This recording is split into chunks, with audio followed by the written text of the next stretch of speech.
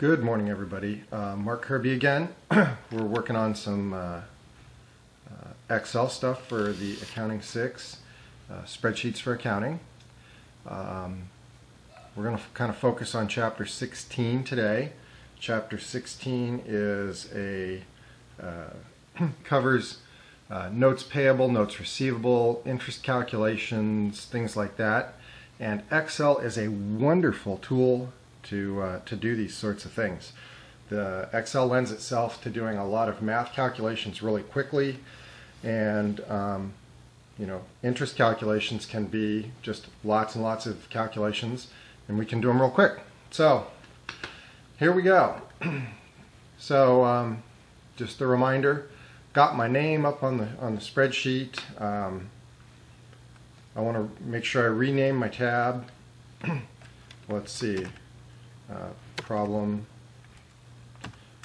let's see, 16.1a. I don't know what the homework really is, but I want to make sure I name my tab and go from there. How are we going to save this? We're going to do a file save as, and we're going to make sure we get our name in the file name.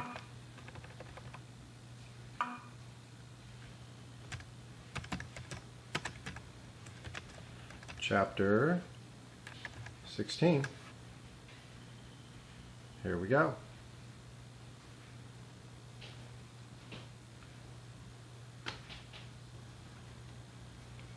Okay. So, notes payable. When you borrow money from someone, you always need to know A, how much you owe them, B, when do you have to pay it off? So, let's see. The amount that you borrow from somebody is called the principal. The interest rate that they're going to charge you to borrow the money. The due date. The date that, the borrow date, the day you borrowed the money.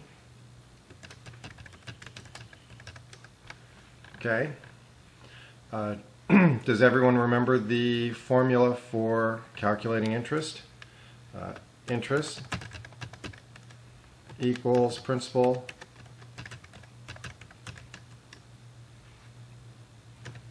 times the rate times the time. Okay? So for calculating any of this, the required fields are going to be obviously the principal. Let's say we're going to borrow $2,000. Let's put it in the right field. The interest rate, let's call it 8%. When are we going to borrow the money?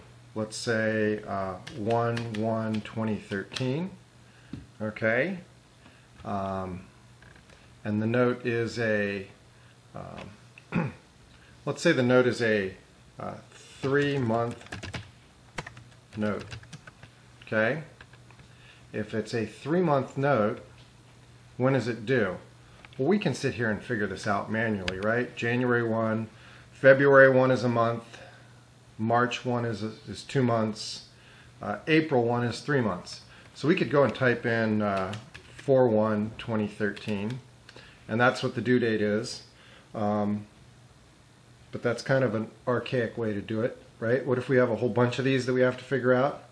It would be nice to have Excel figure it out for us. And there's a way we can do that. There are some functions in Excel under the formulas, date and time. Excel does all kinds of date and time stuff. And we're going to use a couple of these. Okay? And we can use them to calculate the due date of a note for us. Let's do another note here right next to this one. Resize my column. Let's make all the elements the same.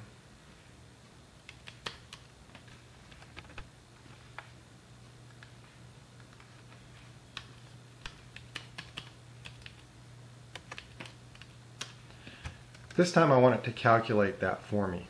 One of the things we can do, notes are stated in two different possible terms. The first one I gave you just a moment ago was a 3-month note. The other thing that you see is a note denominated in days. Okay? Is a 3-month note the same as a 90-day note? I hope everyone is going, no, they're not. Remember, some months have 31 days. 1 month only has 28 or 29. So 3 months is a lot different, or can be a lot different, than a 90-day note. So let's show you the difference. I'm going to copy this, and I'm going to plug it here. And this can be our 3-month note. And this is our 90-day note. And I'm going to underline those just to kind of make it look nice. Okay, so what's the due date? I'm going to come over here and put number of months, 3, number of days, 90. Now Excel's really cool about this. I'm going to do the math below. I can take plus 1/1/2013 plus 90, and I get a new date, 4/1/2013. So it adds dates very well for us. It took a date, January 1, 2013, it added 90 days to it, and it says your due date would be 4/1/2013. Now that happens to be the exact same number we came up with over here, and it's because January has more than 30 days, and March has more than 30 days, but February only had 28, so it just happened to work out. So it's a bad example. We'll change it in a second. I'll show you the difference. But what do I do over here if I've got a note denominated in months? I can't take the borrow date and then add the number of days, because I get January 4th. That's supposed to be months, right? It's months, not days. So that one doesn't work. I've seen a lot of students do this, plus the date, plus the number of months, times 30, and in this particular case you'll get the right number. You know, that worked in this case. Let's change our borrowing date from January 1 to 6/1/13. Okay. Oddly enough, that one works too. That's not working well for me. Here we go. Okay. Here we go. Here's one where there's an odd number of days in a month. So look what I've done. I have borrowed the money on July 1, 2013 for 90 days. It would be due 90 days, you do the simple math, hit F2, is September 29th, 2013. Okay, that seems reasonable. If I borrow the money for 3 months, so July 1, 2013 plus 3 months times 30 gives me September 29th. But is that right? Let's think this through. July 1 to August 1 is 1 month. To September 1 is 2 months. To October 1 is 3 months. So this date right here, this September 29th date, is wrong. How do we deal with that? Excel has a way. I'm going to clear that space out, that cell, and I'm going to put a new formula in there. And instead of just adding a number of days or a number of months multiplied by 30, there is something called a EDATE function, equals EDATE, open parentheses, and it wants the start date. I'm going to just point at 7/1/2013, look at my format down here, comma, and how many months into the future do I want to go? Point at 3, right? Point at the number of months. end parentheses, hit enter. And that gives me the right date, the right due date, October 1, 2013. So it knows to take the month that you're in and add 3 months to it. And that's how that formula works. All right, I jumped straight to fully automating it by using the cell reference E9 and E11. We could have just typed in, I'm going to do it right below here, equals EDATE 717113, comma 3, and oh, it tells me it's 91 days. Okay, that tells me how long it is. But by automating it up here, it knows that I want 7113 and adding 3 months to it. If we change this back to 1113 and 3 months, or 215, helps if I can type, 215, 3 months, it's due 515. You could put in 4/19, 2013, and it'll work. You can change the number of months to 9. You can change the number of months to 145, and it works. It knows what to do. It goes 145 months into the future, or in this case 4 months, and gives you a date corresponding to when that note would be due. Okay. I believe one of the homework problems asks you to create a schedule of when notes are due. And it gives you several notes. You could use the same schedule to do all of them.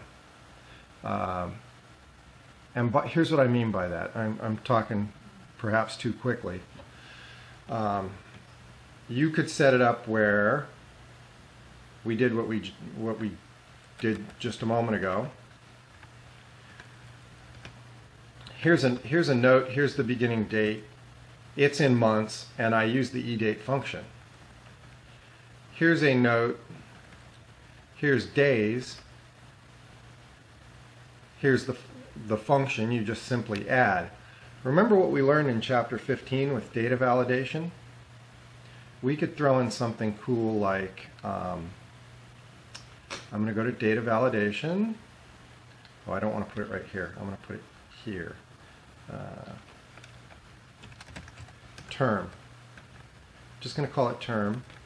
And I'm going to go to data, data validation, and I'm going to allow things from a list that I'll create, and it can be days or months. Only 2 things. Okay? And I'm actually going to copy that and put it here as well. So I've got data validation in both places.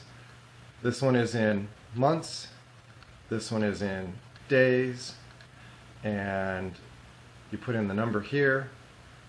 Let's see, let's highlight our input fields.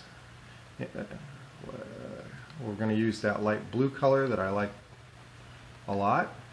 That's an input, that's an input, that's an input, that's an input, that's an input. This is your output right here. Okay? So how would we accommodate for whether this is months or days? 2 things. Well, we can go back to the old standby, the if statement. If, I'm going to delete this completely, equals if cell E10 equals, in parentheses, months, then what do I want to do? EDATE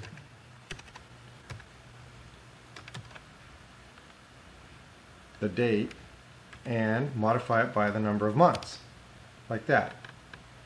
So, if test, value if true. If it's not months, then what's the value if false? Well, I only have 2 choices, days and months. So if months is false, it must be days, and I could go plus the date plus the days, close parentheses, and move on. Okay, and I can copy that over here And let's say I change this from days to months. Notice it changed my answer. I didn't change the 90, but by going from 90 days to 90 months, it jumped way out in the future. So 90 months in the future from July 1, 2013 is January 1, 2021. If I change my months over here, leaving the 4 to days, it goes from August 19th to April 23rd. Good? Okay. I believe the homework problem asks you to calculate a third option, though, if it's years. So you could have days, months, or years, and you just need to take and modify your if formula. If test, value of true. You'll end up doing a second test. If it's months, that's good. Do the calculation. If it's not months, see if it's days. If it's not months, then it's years and default to another formula. Okay? So one of the things that I want you to remember is if you're calculating a loan amount in years, banks for some reason use 360 days in a year. So you'll end up adding 360 days if it's denominated in years. Okay? The other thing that we could use this for, if you don't have any questions, is figuring out the length of a loan and then using that in the time calculation. Remember, interest equals principal times rate times time. If I'm given a bunch of data, and I'm going to borrow this, okay? I'm going to borrow this, and I'm going to come put it over here. All right, so I have this loan.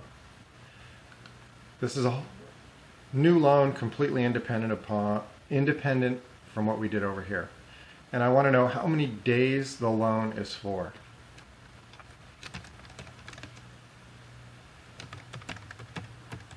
How many days did we borrow the money for? Well, this is simple stuff, right? I have a loan for $2,000, 8% interest. I borrowed it on 1/1/2013. It's due 4/1/2013. Remember, I can add and subtract dates. I can take 4/1 and subtract 1/1, and it gives me 3/30/1990. All right, fine. It's in date format. I need to change it to days format, or to just numbers, and that's the number of days. We borrowed the money for 90 days.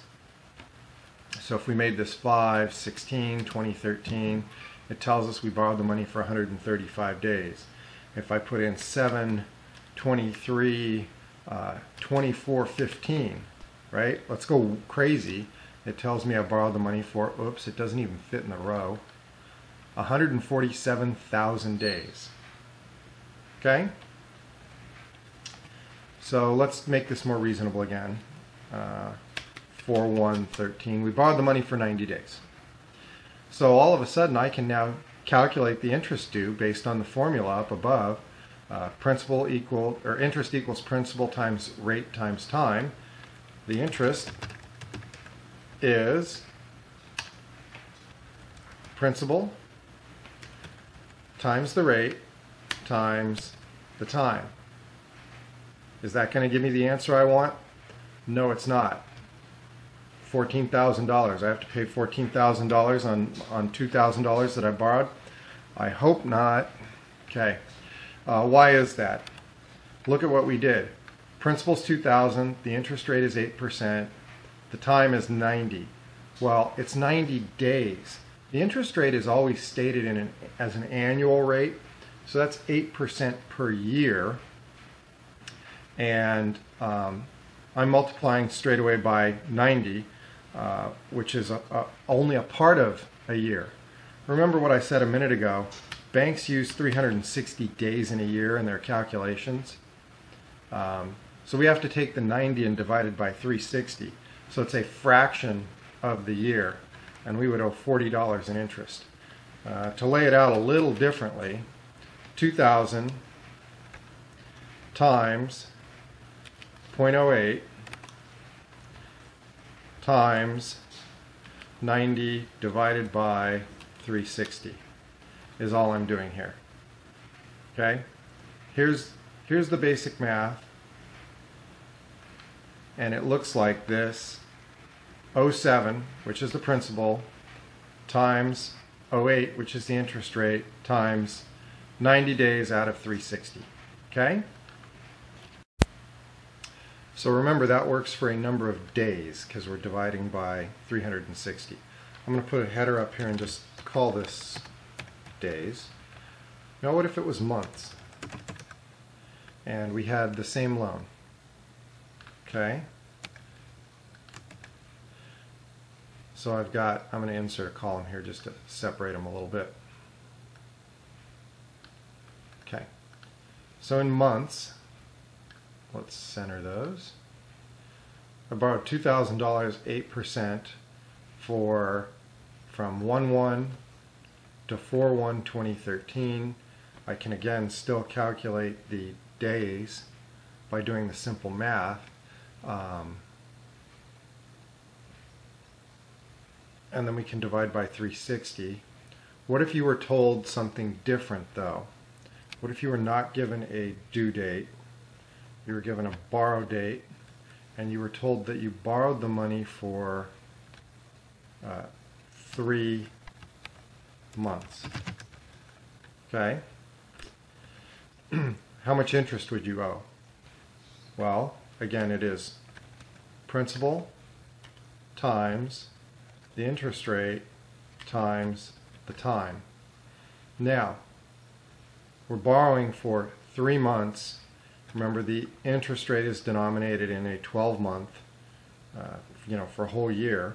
So I would have to divide by 12 in that scenario.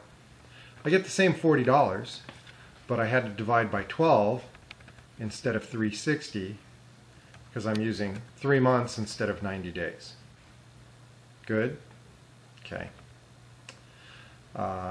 If you're doing years, you would have the same sort of thing, except your denominator is 1, right? So I borrowed the money for 1 year. It would be principal times interest rate times 1. Good?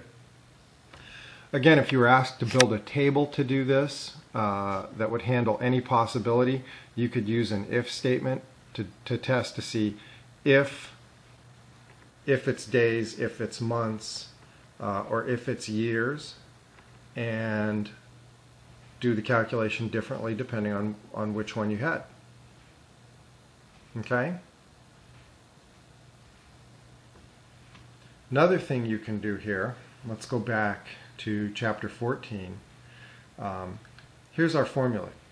07 plus 08 plus 012. Hit F2, it highlights all of them. Principal times interest rate times time divided by 360, right? We could do, you guys remember the name manager? We could go to formulas, name manager. I'm going to name the cell that we're in, principal. Okay. I'm going to new. I want to call this rate, and I'm going to have it refer to this cell, the interest rate, and I can add a new one, and this can be time, and have it refer to this cell right here. Hit OK. Notice I just created principal, rate, time. Tells you their current value, tells you what they refer to. Close. So over here, instead of 07, I could type in principal. Notice I type in PRIN, and Excel starts to give me options. What could I plug in there? I'm going to back up ahead a tad. I type in P. Here's all these. Notice the FX in front. Those are all functions. R. If I type in PR, now it limits me even more. Function, function, function, function.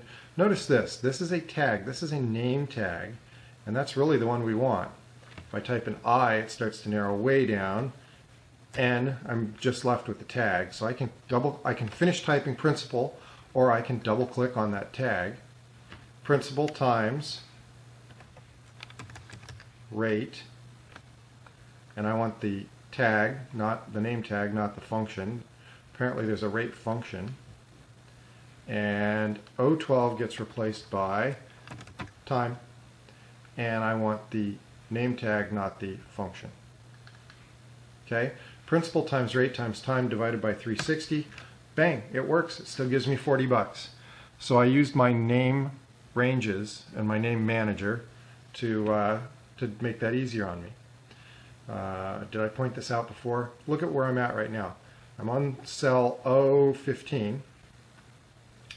The little name box up here tells me that's cell O15. If I click on O7, instead of telling me that it's O7, the name box tells me that it's principal. I've named that. And if I hit the drop down, it shows me all of the named ranges I've got. And you can jump from one to the other. You can find things by clicking back and forth. Okay? Good enough. So you could put in days or months here and do an if test like we did when we calculated the due date for these notes over here. Good? All right.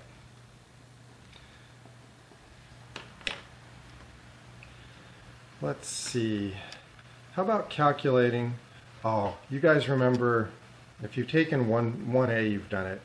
I don't know, I don't remember 151A. Remember future value and present value? There are functions for it.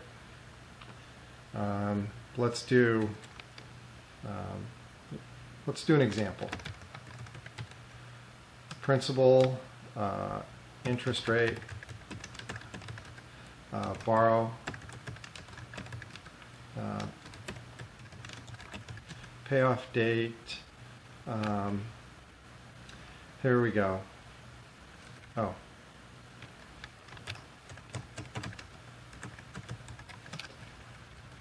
Okay, there's some things we need to know. Let's say we borrow $4,000 and at a 6% interest rate. Let's make it look like a percentage, right? 6%.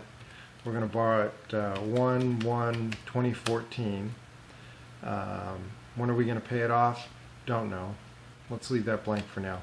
Let's say we're going to borrow the money for 12 periods, 12 compounding periods, which is, say, a year, right? So 12 periods, and we want to calculate what the future, oh, see, I've said it all wrong. Investment. We're going to put $4,000 in a bank account at that earns 6% interest rate. Everyone should be laughing hysterically right now. We're going to put it in on 1/1/2014 for 12 months. What's the future value of that when it pays off at 1/1/2015? Okay? So remember that we used to be able to take the principal amount, the investment, the 4,000, go look up a factor in a table based on 6%, 12 periods, do the math, right? Excel will do it for you. So equals, and we go find our function. Let's say we don't know what this is. I'm going to go use the function wizard. Future value. Hit go. It gives me FV. Okay, tells me what it is. Returns the value of the future value of an investment based on periodic, constant payments and a constant interest rate. Wow, looks like it will do annuities for me as well, right? Notice there's a PV also. I bet that's present value. Returns the present value of an investment or a series of future payments. So it'll do it both ways for you. Remember, future value is calculating forward, present value is calculating back. Let's use the future value. My interest rate, notice the function helper walks you through it. Interest rate, click on it. N per is the total number of payment periods in the investment. 12. Okay. The payment is the payment made each period. Ah, so notice we've got something a little bit different going on here. We're only making one payment. Okay, so we might have the wrong function. But let's treat this as if we're making 12 payments of $4,000 for a moment. Okay? 4,000 present value. Do I know what the present value is? Oh, yes I do. It's 4,000. Let's take the payments out. Let's assume we're not making any payments. There we go. That's how it works. Sometimes you forget because there's so much detail to this. So my interest rate, the number of periods, my present value. If I was making payments, it would figure it for me. Then there's something called type. And I love how it tells you what these fields mean down below.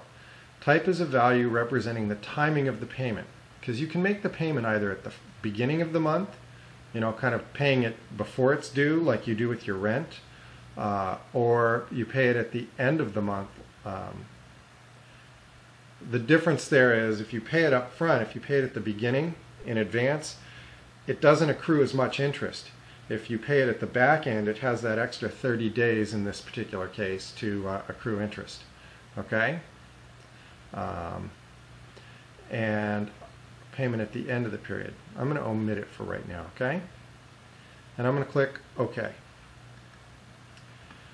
Notice the future value of 12 compounding periods is negative $8,048. And I did this on purpose because you need to know this. The way the future value and the present value works is it treats the money going, it's a cash flow thing. The present value is money that you're putting into a bank account. It's going out of your pocket, so you have to treat it as cash flow. It's going out of your pocket, so you put a minus in front of it. If it was cash coming to you, it would be positive. So I'm going to go ahead, and now that I've showed that it's negative, meaning cash going out, it'll give me a positive number down here. Okay? So at this point we should all be asking, you know, where do we go make this investment? You know, because if we can take $4,000 and first off get a 6% investment on it, or a 6% interest rate on it, and turn it into 8,000, well, that's doubling. So you know, we should all be stopping and going, I sense a problem here, and I'll tell you what it is. I'm going to go back into the function wizard. The number of the interest rate that I use, this E19, the interest rate has to match the number of periods. So the fact that, and I kind of overlooked this the first time through, the interest rate is 6% for a year.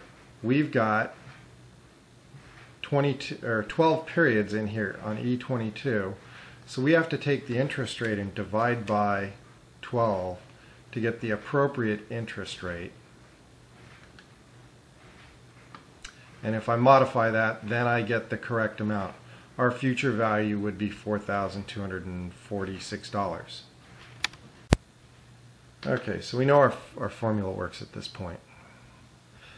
If I hit F2, we can walk ourselves through the edit function, and notice the Excel throws the helper up here, equals future value, the interest rate, E19 divided by 12, number of periods, E22, the payment, which is 0, notice it's stuck in here between these two commas, 0, present value, and it's cash flow out, so it's minus $4,000. Good? Let's test this a little bit. Let's go 4,000 at 6% for one period. Okay? And it gives us 20 bucks. Let's do our own testing. That means the interest we would earn is 20 bucks. So our interest equals our principal times our interest rate times our time, and let's say it's 12 months, so we've got 12 divided by 12. Oops, we don't want that. We just want the number 1, right? Now it's formatted as a date. We'll fix that real quick.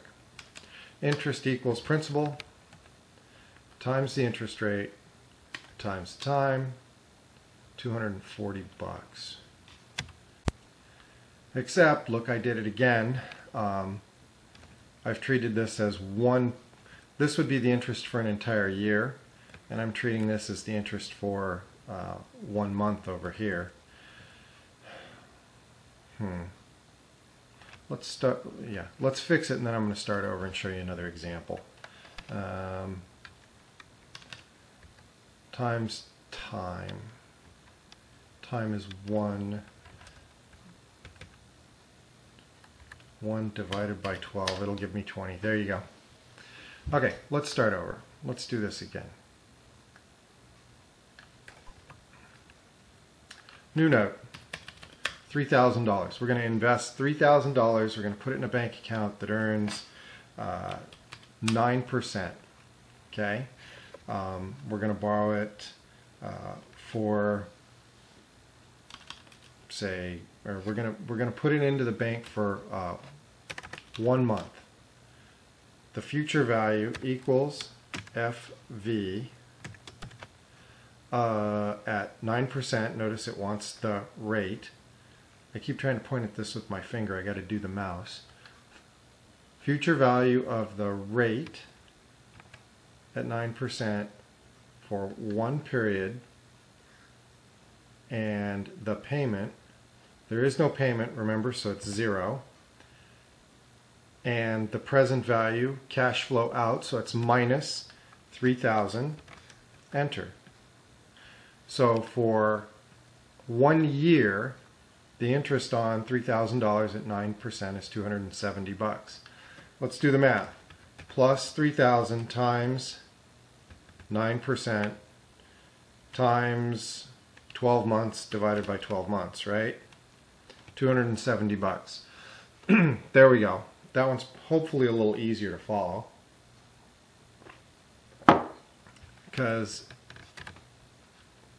we're simply taking the principal times the interest rate at 9% times 12 divided by 12. So our future value is $3,270, including the $270 in interest that we would earn for putting the money in the bank. Okay? So let's change this up. I'm going to go to the function. If the bank is going to pay us 9% per year, but instead of compounding it annually, they're going to compound it every month, we would take the interest rate and divide by 12. The number of periods would have to increase to 12, right? 12 compounding periods. And the interest went up from $270 to $281, just because they compound it more often. But the key here is, and I'm going to hit F2, we had to take the interest rate and modify it by dividing by 12 to match the number of the interest rate for each period in the calculation. Okay, I hope that's straightforward. The other thing we could do here is go back to our name manager, and I could name these ranges investment,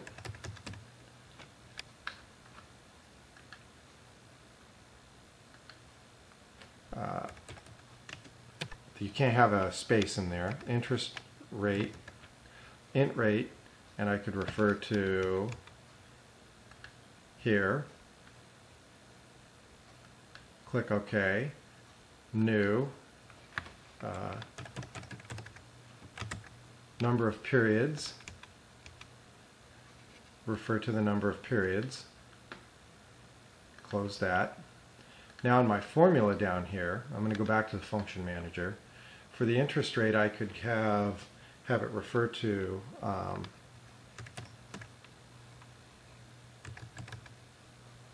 interest rate. Notice it went and found the interest rate. It found 9% because it knows we named this cell right here int rate, and what did I call this? number of periods is this cell right here, and it found 12 for me. And the present value is not E18 anymore. It's still minus, but it would be invest. It's the investment amount, and it went and found the 3,000 for me. Remember, I still need to take my interest rate and modify it and divide by 12. But the other thing I could do is divide by number of periods. So I'm now using my named ranges in my formulas inside of Function Manager. So that's really powerful. Interest rate divided by the number of periods, negative investment. Click OK. I still get the 3,281. And if I come down here and hit F2, you can see that our formula is now changed inside the box. Equals future value of interest rate divided by the number of periods, modifies it to be the same, annual, or in this case monthly. And if I click in here, that's my interest rate, is this whole int rate divided by number per, comma, number of periods, NPER, and number of periods, comma, payment 0, comma, investment, negative investment. Okay? So let's change this back to one compounding period, and it changes back to 270, and all I had to do was change one number because I'm dividing by number of periods to modify my interest rate. Good? Okay. Let's do it the other way. Let's take the 3,270 and calculate the present value using the present value formula. Remember when we went to our function manager and present value, I can get PV, returns the present value of an investment, the total amount of a series of future payments. Okay, same thing. I'm going to have the rate, interest rate, and notice it filled it in for me. It filled in int rate for me because I've already named that cell. So it went ahead and filled in the name for me instead of the cell address, divided by number of periods. So I hit my modifier right there. My number of periods, my future value is 3,270. My payments are 0. Right, I'm not making any payments. And I'm going to hit OK.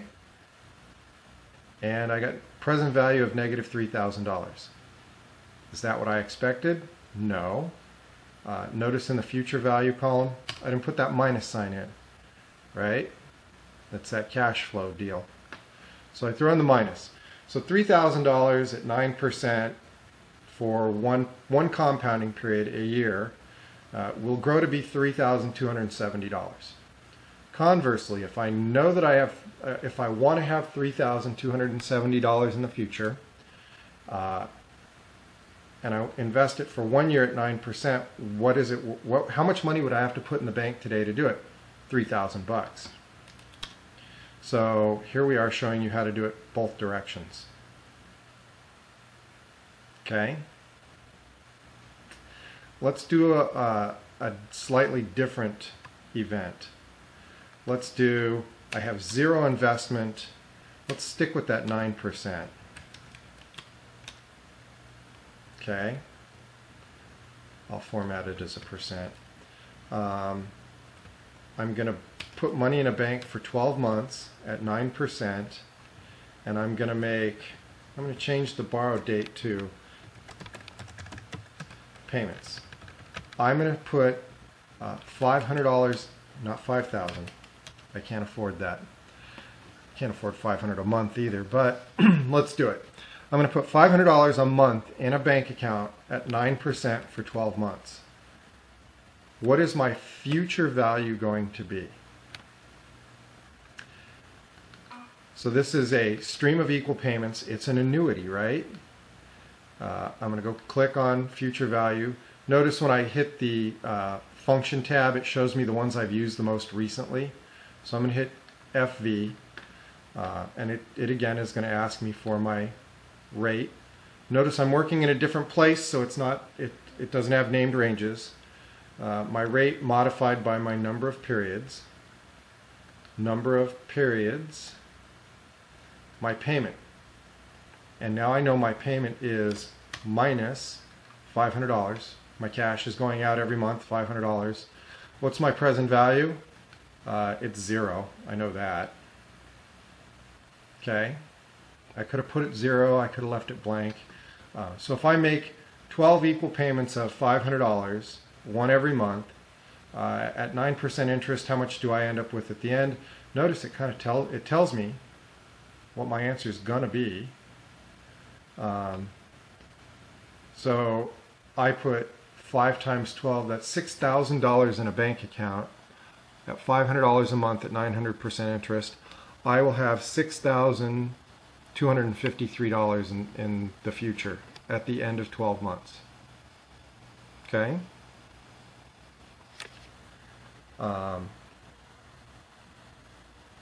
Conversely, you can look at the present value and look at it differently. I'm going to make a string of payments for $500 at 9%. You have to think about it as a loan, though. Someone's going to lend me money today at 9% interest. I'm going to be able to make 12 payments of $500.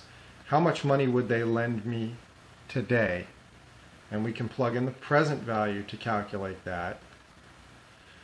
Again, the interest rate divided by the number of periods modifier, the number of periods, and the payment. Cash is going to flow out. The future value that I know of is 0 because I want to reduce the loan to 0, and click Go.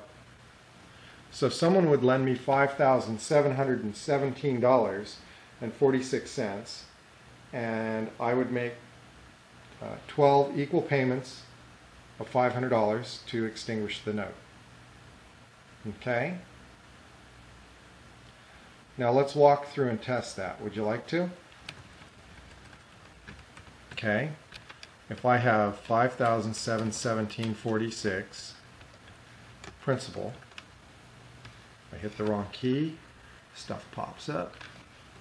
P-R-I-N-C-I-P-L-E, and my interest and my payment and my balance. So period 1, 2, 3, Excel's cool because I can take this and drag it down to 12, fill that in. So my interest on 5717 is plus the interest times, and I'm just going to do this on the fly here, 0.09 divided by 12, right? My interest rate modified for the number of periods, because it's monthly.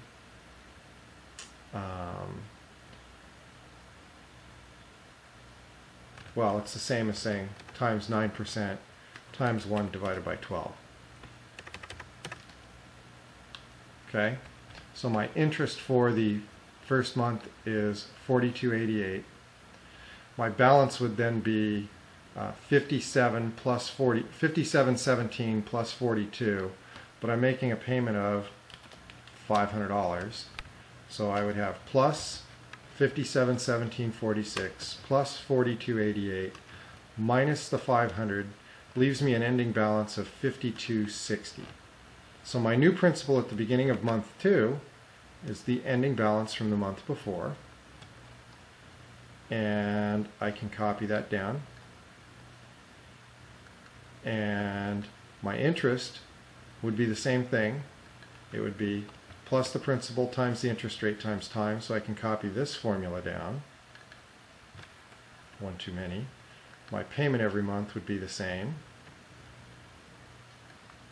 And my balance would be the math of calculating it across. So, watch what fun is going on here. I started out, I borrowed $5,717. That accrued interest for the person I borrowed it from. I made a payment, my balance went down. The second month, it accrued less interest, I made a payment, my balance went down. The third month, less interest, made a payment, the balance went down. Made a payment, balance down, made a payment, the balance goes down, and in the final month, my balance of $496.28 is increased by the interest of $372. I make my final $500 payment. My ending balance on this loan where I borrowed this money is zero. So this is a full-blown amortization table showing all of the payments and the interest associated with this particular loan. I could throw in a total column, and I could total how much interest I paid over the life of the loan, the total of all of my payments, and my ending balance, of course, is zero. But it also serves to confirm that what we did over here, if I borrow $5,717, this number here, and I make $500 payments for 12 months at 9%, I pay off the loan. So we could use Excel to calculate these tables for us, and the payment amount that needs to be made. Let's look at it a different way. Let's treat it like we're putting money in the bank. I want to make an investment. My investment is going to earn interest, and I'm going to get a new balance. Okay? 1, 2, 3. Copy it down. So, let's go back to this original entry here. I made a $3,000 investment. I'm going to have to make that, format it right. My interest was at 9% for 12 periods. So plus the investment times 9% times 1 divided by 12. Calculates my monthly interest, and this is for 12 months, right? So my balance goes up from $3,000 to $3,022.50. And my new balance becomes my beginning for this month becomes the ending for last month. And the interest is calculated off of $3,022.50, and so on.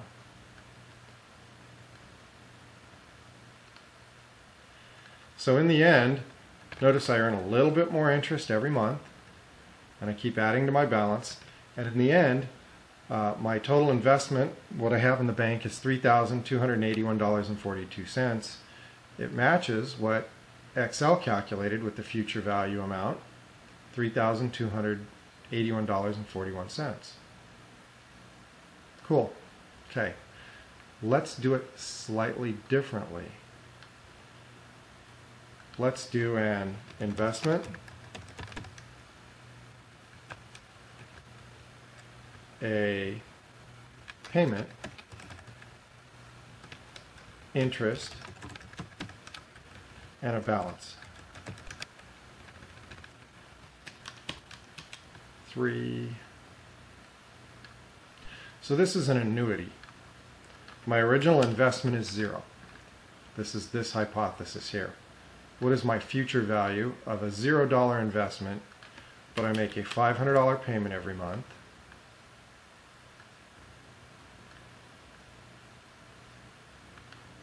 Okay.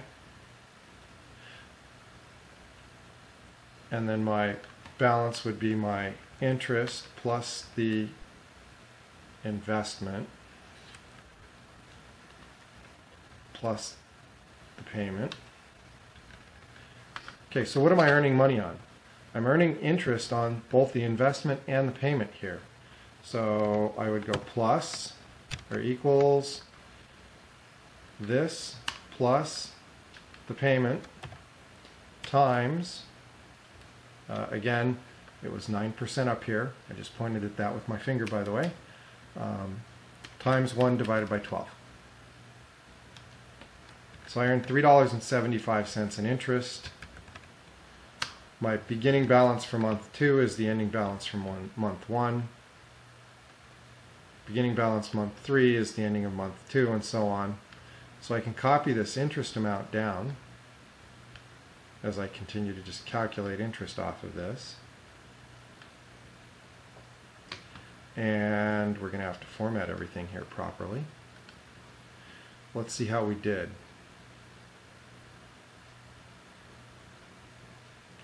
Haha.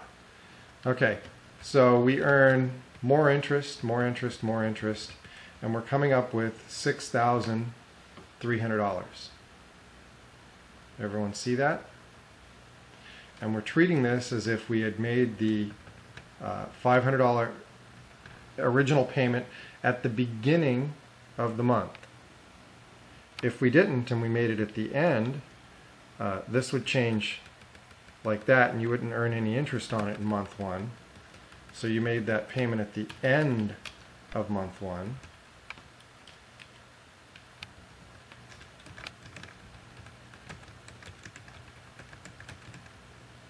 And it would look different based on when you were making the payment. Okay? Okay, so before it seems like I'm just rambling on here, let me kind of make the point with this. You can use the future value, the FV, and the present value, PV functions in Excel to calculate future and present value of both a regular single payment and or an annuity. Okay? Remember, if you have had bonds before, if you were in Accounting 1A, we covered bonds. And then bonds were to calculate the value of a bond, you would need to know the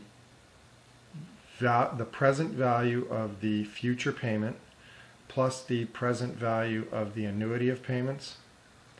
So you can do that here, both of them with the same function. For those of you who haven't had 1A, I'll be brief and I'll cover it. Purchase value, not value. Okay, bonds are a form of borrowing. You know, if you're a corporation and you issue bonds, people are giving you cash and you're promising to pay them in the future. So bonds are stated in things like $100,000 bond at 6%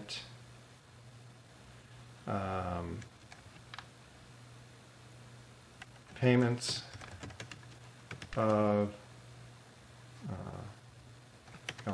payment of interest semi-annually. Okay, and then there will be a market rate on the date when the bond is sold. So the bond is going to pay 6% interest, but what if investors want more interest than that? So the market rate of interest is, say, 8%. Okay, so you have two things going on here, and I'm going to draw this out for you. How long is this bond? Let's call it a 10-year bond. Okay, so you got 1, 2, 3. Remember, interest is paid semi-annually. So this would be 6 months. And this would be 6 months. And so on. So you've got 20 periods of 6 months. Oh, I hate it when Excel does that. So it's 6 months from the date they sell to the first payment, 6 months from the first payment to the second payment, 6 months from the second payment to the third, and so on, until you end up with 10 years later you make the 20th payment, but they were paid every 6 months, so there's really only 10 years that go by, right? So you have a couple of things that go on here. You have a loan of the 100,000.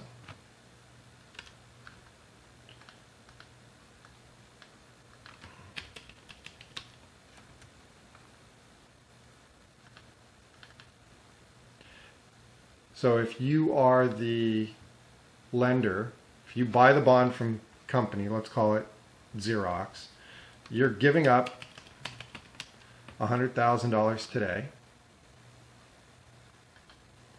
not $1 million. So I'll fix that. You're giving up $100,000 today in exchange for a payment of $100,000 in the future at the end, right? I didn't mean to underline that. So in 10 years, you're going to get the 100,000 back. 100,000 out today, 100,000 in. What you are going to get, and to do this right, I really need to show you that the cash going out would be in period 0. This is out today. This is paid to me at the end of the first 6 months. So at the end of the first 6 months, I'm going to get interest payment. I get nothing at the first one.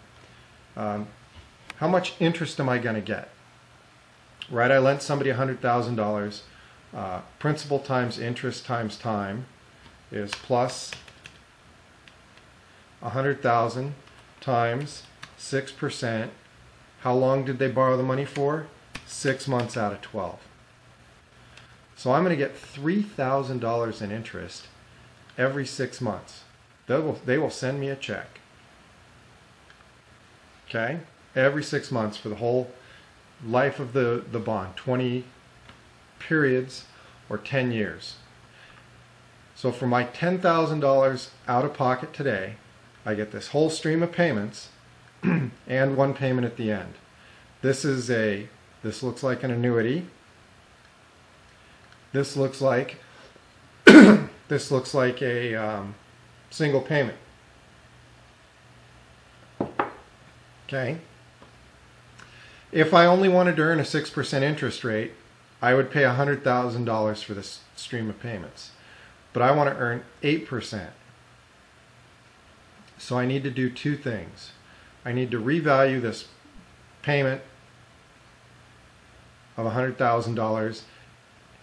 I need the present value of a payment 10 years in the future at 8% interest. So what is that worth? So I can calculate the present value of that equals PV, right? We know the formula. The interest rate is 0.08, and I need to divide by the number of compounding periods in a year, which is 2, right? Because it's a 10-year bond, semi-annual. Divide by 2, comma, number of periods, 20, right? Because there's 20, I'm using my finger again, there's 20 payments or 20 periods in this 10-year note.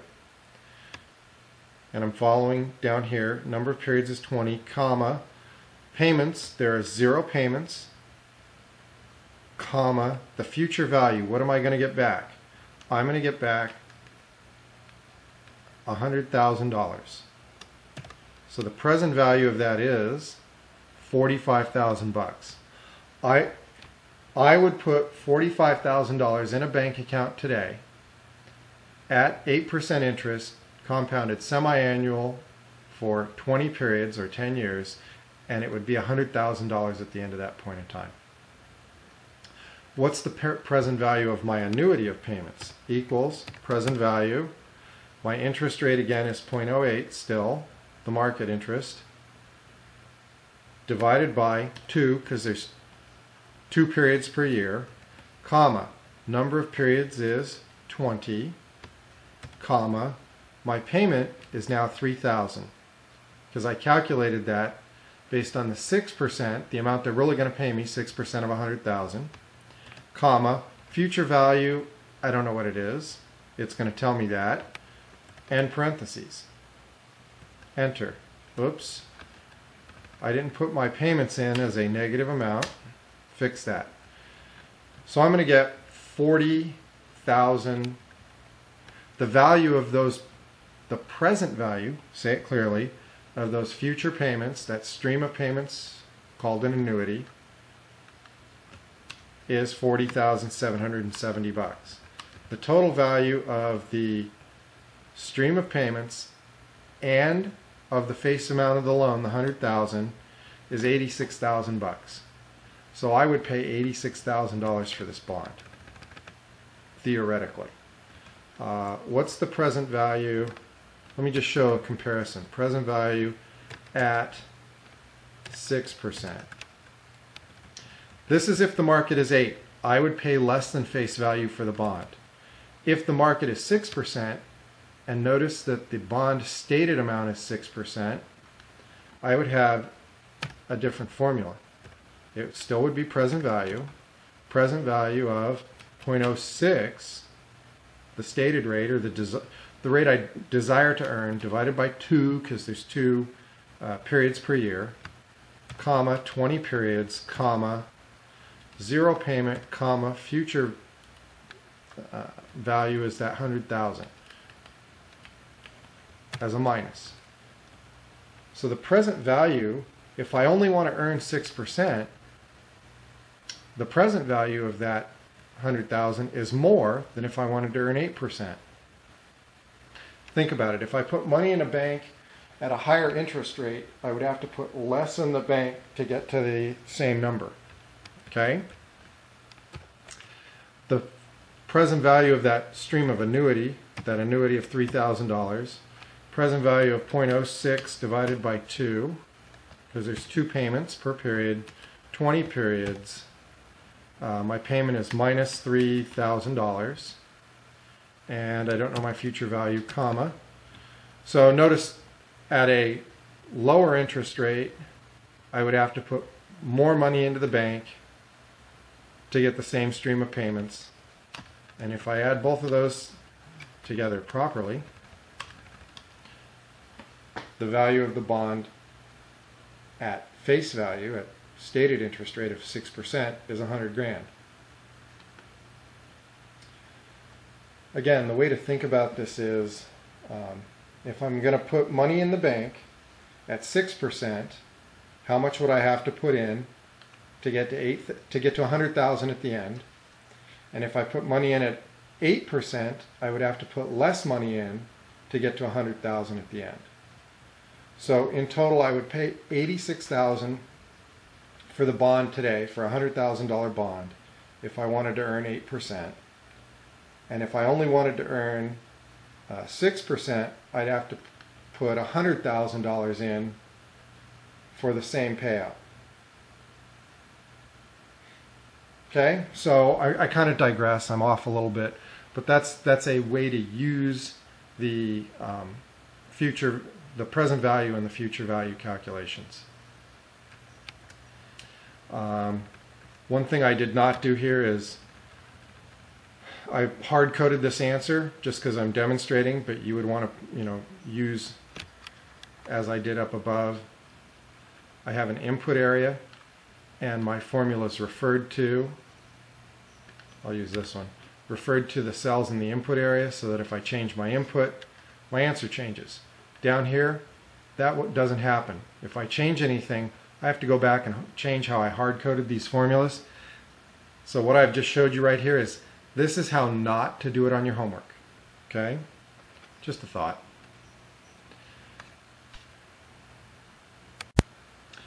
Okay, so I've kind of done a lot to just show you the present value and future value functions.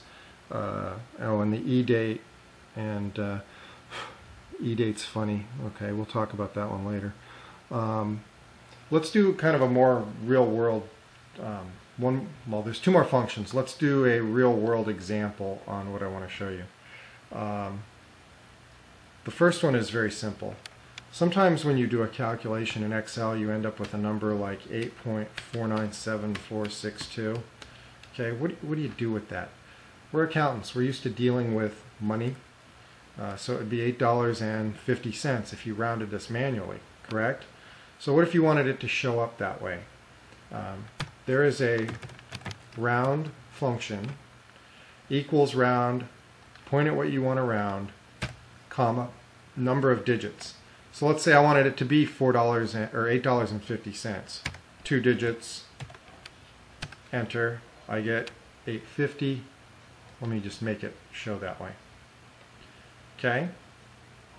The other thing you could have done, I've had students do, is they take this one and they show fewer digits to get it to do that. The problem is if you do math calculations with this cell that I'm on right now, it's going to actually use the whole 8.497462 in your calculation. And if you're doing something like this, a full-blown amortization table, like this up here, the rounding may leave you off by a little bit and it won't come to exactly 0. So you want to use the equals round function sometimes to clean that up. Okay?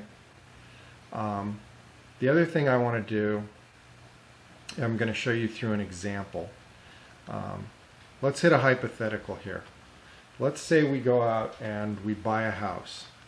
And we want to know what our payment has to be on the house. So purchase price of the house, down payment,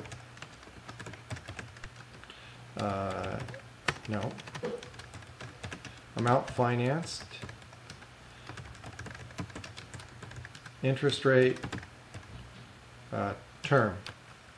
So let's say we're going to go out and we're going to buy a house in Santa Cruz County. So it's going to be a nice starter fixer-upper for, we'll call it 800 grand, right? Hey, it's Santa Cruz. Let's say we're going to make a 10% down payment because that's what the bank requires. So the amount we're going to finance is $800,000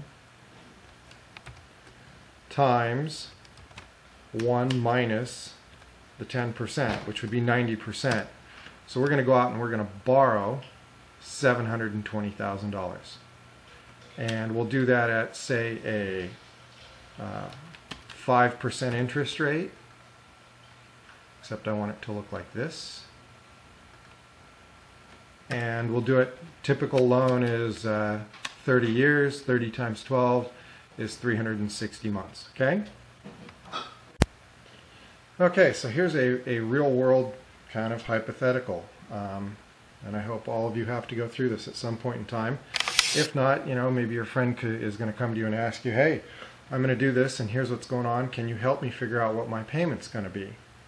Well, we can just revert to Excel and ask it, what's my payment going to be? There is a function for that. If you spell it right, you can do a search for payment on a loan, and it comes up with PMT, calculates the payment for a loan based on constant payments and a constant, not changing interest rate. Okay? Payment, it wants to know the interest rate, and that's a annual interest rate. My loan is 360 months. That's a 30-year loan, so I have to divide by 12, right, to convert this to a monthly interest rate. The number of periods, 360. The present value of the loan, $720,000. I don't know what my future value is, and I don't know, I'm not going to change the type. And I'm going to hit enter, and I've made a mistake in that I put my present value, didn't put my present value in as a negative.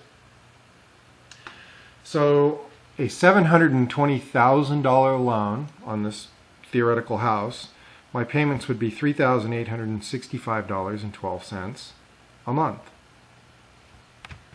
I may change this to monthly payment just to be a little more clear on what I'm doing. So think about it. If we cut the loan from 30 years down to 15, that would be 180 months. The payment should go up, right? And it does. So our formula is working. If our down payment goes up, that means our financing is less and our loan amount should go down. If our interest rate goes down or up, our payment changes accordingly. Okay? So there's a great way to calculate what your payment is.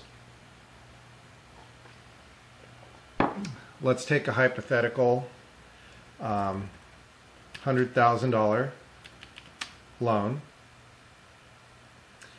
5% interest, and let's make it a 10 years is 120 months.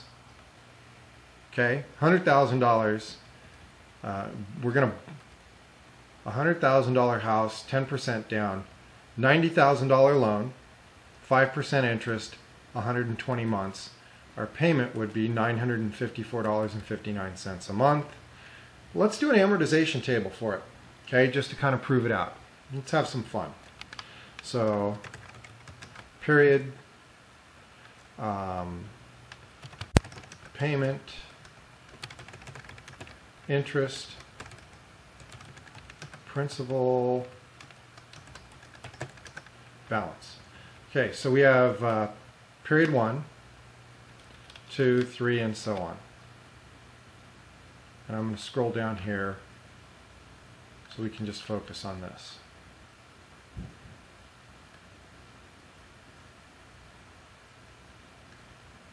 Oh, I want to make this simple.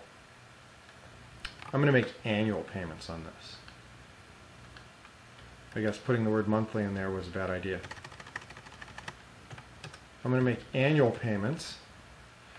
So how do I modify this? We can go back to our function helper if we want. Number of periods is, notice it's N56, which is number of payments. I'm going to change my term to be 10 years. And my interest rate needs to change to be divide by the, oh look, it's 1 year, so I divide by 1, right? There we go. We should probably do a little cheat here to make this work. I'm going to plug it in here. I'm going to plug in what I'm going to call an effective rate. If I'm dealing with, again, I'm going to copy and move stuff around. Term, period. I'm going to do data validation, data validation, list months, years. I have two choices. I'm going to make payments in years. This is a $90,000 5% 10-year loan. My effective interest rate is equals if this equals years, then comma plus interest rate. Okay? If it's not years, it must be months. So value of false is plus interest rate divide by 12, and that'll convert it to a monthly rate for me. Format it properly.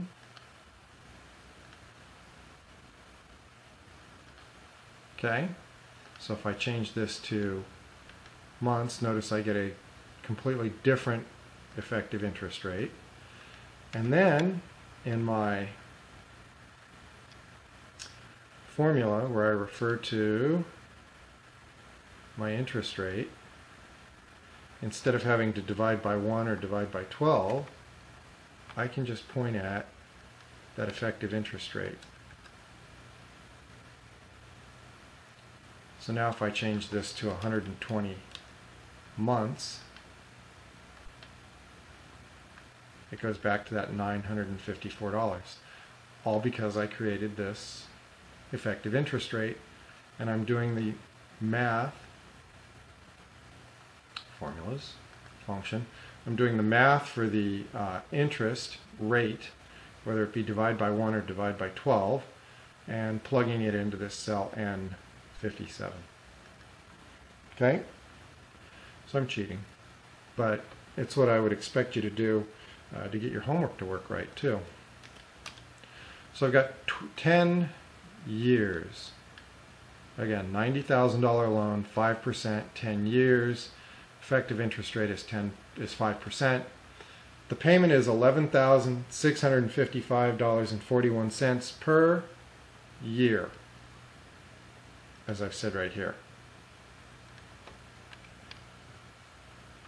So my payment, let's see, I'm going to need a period 0.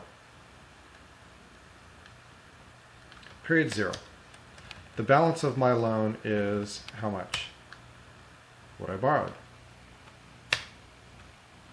My payment is my payment that I calculated with the PMT function. The interest that I earn, or that I owe, is going to be based off of the balance. So plus principal times rate times time. But guess what? I created this effective interest rate. So I can use that, and it'll cover both for me just like it did in the PMT function. So my interest is $4,500. So the principal part of my payment is the payment minus the interest. So my balance only goes down by the principal plus the balance minus the principal. My new balance is $82,000. My payment is going to be $11,000. My interest is the balance times my effective interest rate. Notice my interest went down because my balance went down. That means the same payment, more of the payment is principal, therefore my balance goes down even more. Now I should be able to copy these down and get to 0 by that 10th payment. Unless I blow something up. Ah, do we know what I did? Yes, we do. Undo. Notice that I'm referring to N57 up here, and I didn't lock my cell reference. I need to hit F4 and fix it so that my interest rate refers to that.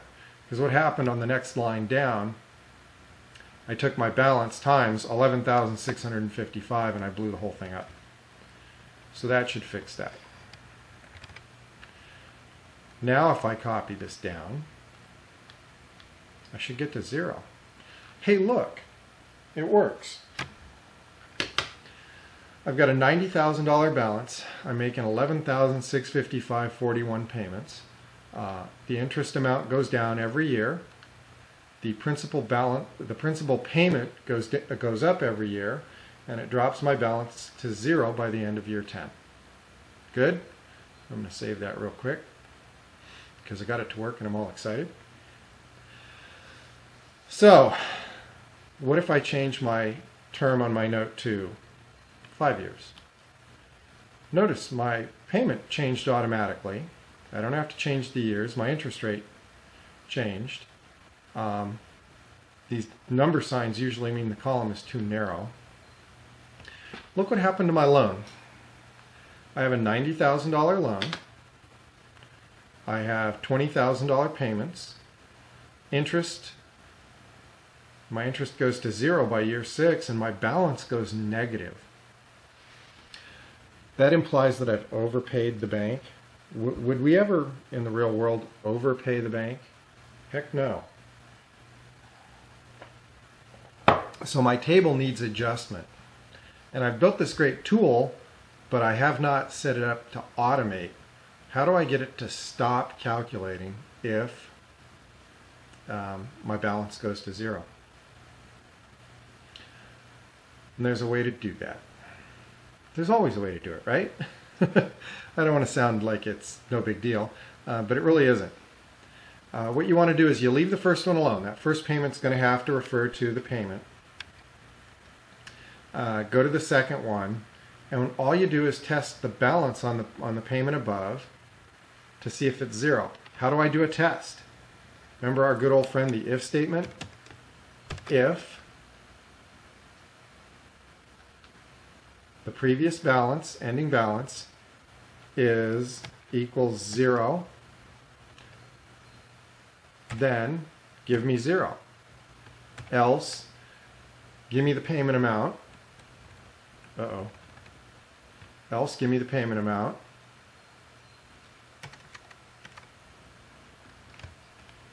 There we go. And we copy that down.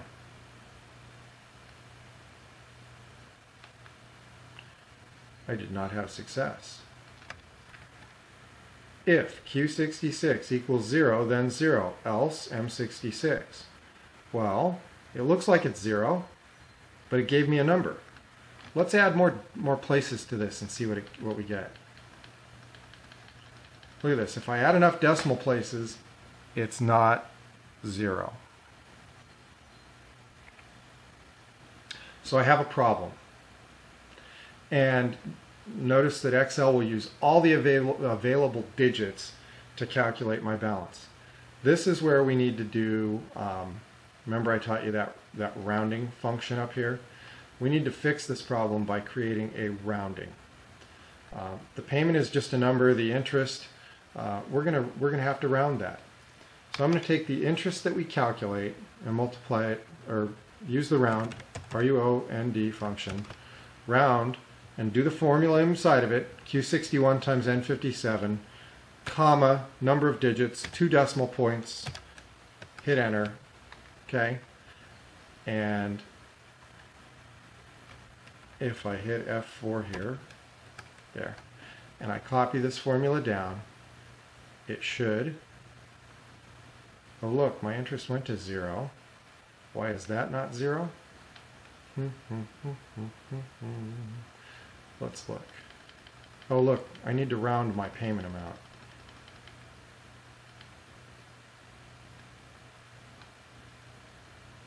Okay, so we can fix this by taking our payment. We have to go kind of find where these crazy big numbers are, comma 2. So if I round that, now this should give me that. My principal should give me, it should all start to work at this point. See, it does. Okay. So my balance should be, let's find out where it's blowing up. No, look, they're all 2 digits. They are all 2 digits, but I'm off by a dime. Ah, look, we're off by a dime. Oh, I'm off by a penny. Okay. So in doing rounding, I came up off by a penny. How do we want to deal with that? Well, we can do it in our test. If Q66 equals 0, no. Let's say if Q66 is less than or equal to $1. Stop. And I'm going to copy that formula up, and I'm going to copy that formula down. So what I've done is I've said any rounding that's less than $1, go ahead and stop. So I ended up with a balance of a penny here.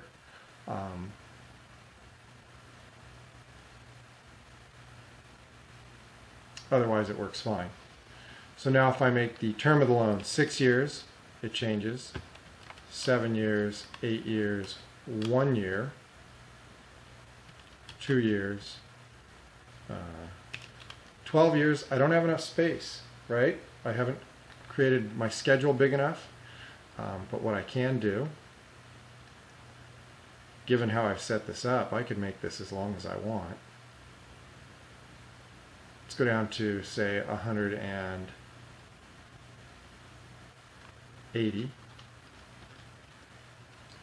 And I could take this and copy it all the way down to 180. And you can see where when it goes to less than $1, it stops. And I put in 12 periods, 12 years, and at 12 years I'm done. Okay? And if I change it to 20 years, it goes to 20. Or if it's 20 months or 24 months, and it works. Everybody good with that? Here I am asking if you have questions again. This is so much more fun in class when we're doing it in person and we interact. But, you know, given time constraints, I think this is a great way to try and teach as well. So, let's go on and do one more thing. So everybody understands the round feature, I hope. Everybody understands the payment feature. I want to cover one more little concept here, just because this could be cool as I'm sitting here looking at this. Notice we've done this great amortization schedule for this loan, and all of a sudden I'm going to make it a 12-month loan. Okay? All of a sudden, when I've made the final payment, the balance goes to basically zero. I have all this stuff still showing up down below. I'm going to leave this as a homework assignment, but can you figure a way to do this and have these disappear? When it goes to zero, have it print nothing down here. Nothing at all. And adjust based on how many years or how many months you put into the formula. So for example, in this one, I would want all of this to disappear, or all of this to disappear. Okay? Or if I put in 180, notice it'll amortize this loan throughout the whole 180 months. And oh look, by that point we've accumulated a little bit more than a dollar's worth of rounding. But still, you can see how the loan amortization works. So, how can I make these disappear when the schedule is in effect over? Because it's over here, and none of this needs to show up anymore. Okay, let's consider that a homework assignment.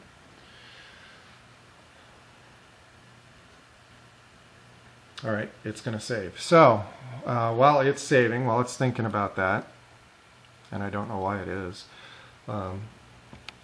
those are the cool concepts for this week. Chapter 16, calculating time differences in notes, calculating interest, using an if statement to determine if it's months or days, and calculating the interest accordingly, calculating future value, present value. I did a refresher on the name manager.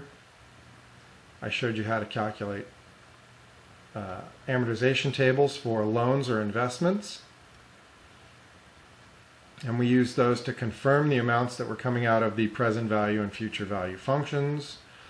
We did a quick review on how to calculate bonds, which is kind of cool. And this is another investment, but I also did a calculation and an amortization table to calculate. I used rounding and the payment function to do an amortization schedule on a loan where you're buying a home and putting, X% down, and set it up where this is your input section, and the program will then calculate your payment and show you an amortization of all your payments, what your total interest is, total principal, and when the balance goes to zero. Okay, if you have any questions, bring them to class. I hope you're enjoying this, because I'm enjoying doing it. Excel's a lot of fun for me, and I hope you're learning something out of it. If you have any feedback on these, and you're willing to do it in a positive manner, I am more than happy to listen, and I would really appreciate it, actually. I'd like to know if these videos help you or not, because if they don't help, then I want to modify them and fix it so that they do. So help me out, help me help you, and we'll achieve something together. Talk to you soon. Okay, hang on a second. Before I say goodbye, I just took a look at your homework, and there's one small clarification I want to make, because there's something you need to think about. Remember when I showed you the bonds example here? And a bond is two different types of payments. There's one payment at the end for the face amount of the bond, and then there's a stream of payments throughout time. And you have to calculate the two separately to come up with the total value.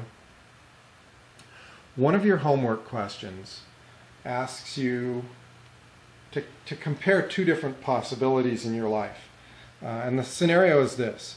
You're 20 years old and you have a choice. You can go and invest $2,000 in an IRA every year for the next 10 years and then stop and never invest any more in your retirement until you're 65.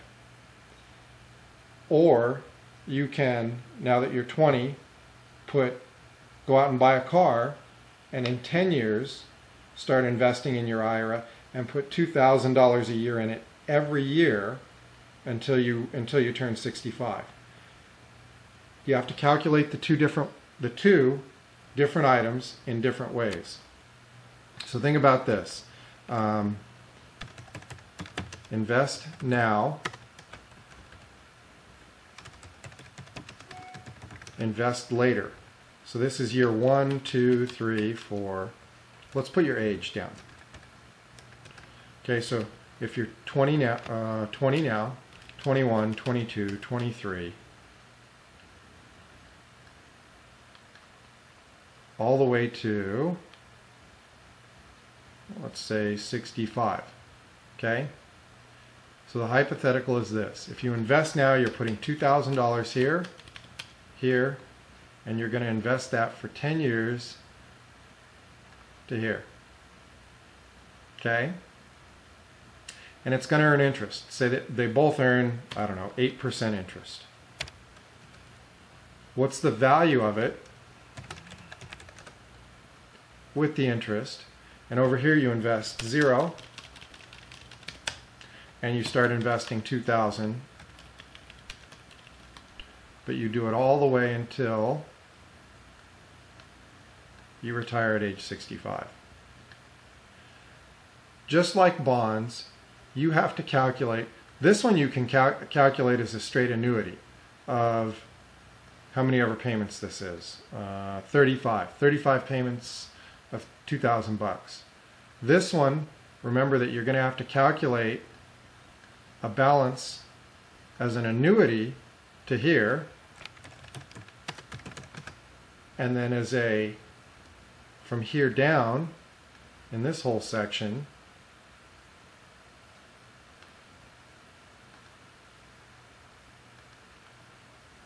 as a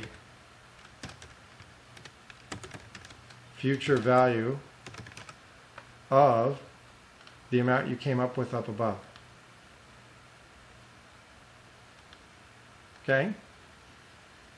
So there's 2 steps to this one, and there's 1 step to this one.